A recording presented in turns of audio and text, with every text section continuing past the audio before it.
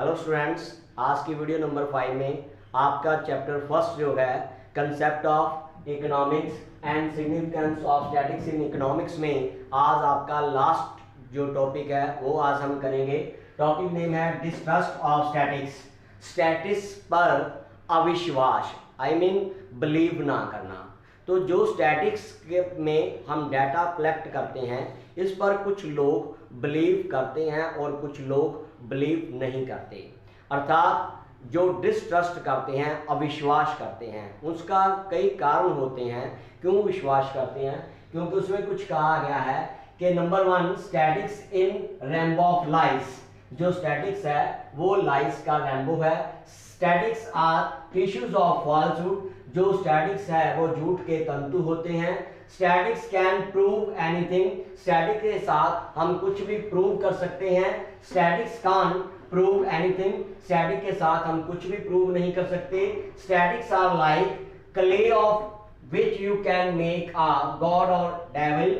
Statics एक ऐसी मिट्टी के समान होता है जिसके साथ हम एक गॉड भी बना सकते हैं स्टैचू, और डेविल की स्टैचू भी बना सकते हैं। और जो 6 पॉइंट हैं वो है देयर आर 3 काइंड्स ऑफ लाइस। झूठ 3 प्रकार के होते हैं, लाइस, डेमन लाइस एंड स्टैटिक्स। झूठ, महाझूठ जिसको हम सफेद झूठ कहते हैं, और स्टैटिक्स।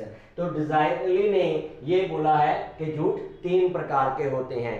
तो ये कुछ लोग इस पर विश्वास करते हैं और कुछ लोग इस पर विश्वास नहीं करते, क्योंकि जो स्टैटिक्स में हम डाटा कलेक्ट करते हैं उसको हम कैसे दूसरे लोगों को दिखाते हैं, उसमें किसी का पक्षपात होता है, जहाँ उसको किस रूप में हम बनाकर दूसरों के सामने पेश किया जाता है। तो इसलिए ही कुछ लोग उस पर विश्वास करते हैं या नहीं। मान लीजिए मैं आपको एक एग्जांपल लेता हूँ। नेशनल इनकम जो होती है वो आपको पता है कि देश की राष्ट्रीय आमदन, तो उससे अगर हम पर कैपिटा इनकम निकालते हैं तो national income over total population.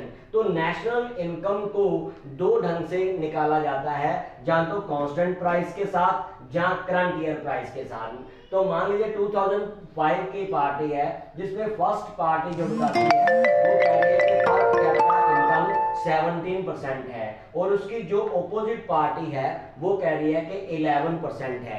ये दोनों पार्टीज अपनी अपनी जगह पर सही हैं, लेकिन जब हमें ऑपोजिट पार्टीज के विषय में दिखाएगी तो हम इस पर अविश्वास करते हैं कि ये ज्यादा कह रहे हैं और ये कम कह रहे हैं। ऐसा क्यों होता है? क्योंकि ये जो है ये कांस्टेंट प्राइस पर दिखाया गया है और ये करंट ईयर की प्राइस पर दिखाया गया है। तो ऐसा करने के साथ हम जो है इस पर कई बार विश्वास करते हैं और कुछ कई बार विश्वास नहीं करते। कुछ लोग इन चीजों का फायदा उठाने के लिए स्टैटिक्स को गलत ढंग से दूसरों के सामने शो कर देते हैं। उसके बाद है व्हाट कॉजेस डिस्ट्रस्ट, कि इसके डिस्ट्रस्ट अविश्वास के क्या कारण हो सकते हैं। एक तो ये कारण है कि जो डाटा कलेक्ट किया जाता है उसकी विभिन्न प्रकार की जो है विभिन्न टाइप्स के स्टैटिक्स होते हैं, और जो दूसरा डाटा हम कलेक्ट करते हैं तो उन डाटास को हम चेंज कर सकते हैं। थर्ड पॉइंट है जो डाटा कलेक्ट किया गया है अगर उसको हम पक्षपात की हैसियत के साथ कलेक्ट किया गया है तो उसका रिजल्ट भी वो हम गलत ढंग से ही निकाल कर दूसरों को सामने शो कर सकते हैं। तो ऐसा मानना है कि डाटा जो कलेक्ट किया या स्टैटिक्स में जो काम किया गया है वो गलत भी हो सकता है, जहाँ सही भी हो सकता है। ये कंडीशंस पर और जो इन्वेस्टिगेटर्स है उसके ऊपर ही डिपेंड करता है कि वो कैसा डाटा कलेक्ट करता है। जैसे मैं आपको एग्जांपल लेता हूं कि अगर एक जो मेडिसिन बनाई गई है अगर एक अच्छा डॉक्टर पेशेंट को देता है तो उसके लिए वो फायदा करती है। अगर वही मेडिसिन जो अयोग्य जो है अनएबल डॉक्टर है वो पेशेंट को दे दे तो वही मेडिसिन दूसरे आदमी को खराब कर जाती है।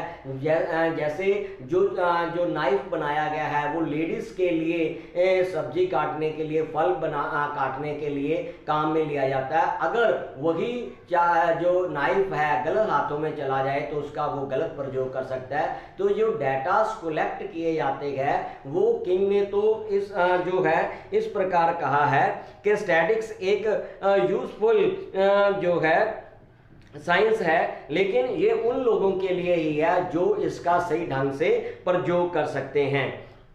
स्टैटिक्स का प्रयोग हमें इस प्रकार करना चाहिए कि जैसे एक ब्लाइंड पर्सन जो होता है वो एक पोल को, इलेक्ट्रिसिटी पोल को सहारा मान लेता है, लेकिन वो पोल जो है हमें प्रकाश देने के लिए काम में आता है। तो हम डाटा को किस प्रकार लेकर चलते हैं ये हम पर डिपेंड करता है कि उसके ऊपर विश्वास किया जाए या नहीं कर सकते।